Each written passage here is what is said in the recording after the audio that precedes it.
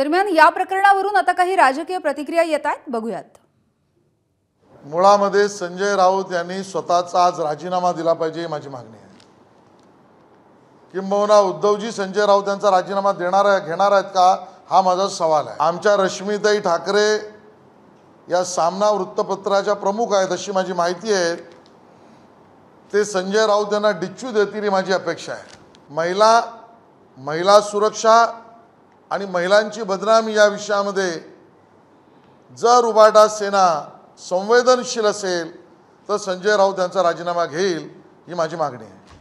आणि न्यायालयाने निकाल दिल्यानंतर त्याच्यावर बोलावं असं मला वाटत नाही, परंतु एक महत्त्वाची गोष्ट अशी आहे की दुसऱ्यावर आरोप प्रत्यारोप करत असताना या सगळ्या घडणाऱ्या घडामोडींचा विचार देखील पत्रकार परिषद घेणाऱ्या लोकांनी केला पाहिजे, एवढीच माझी विनंती आहे।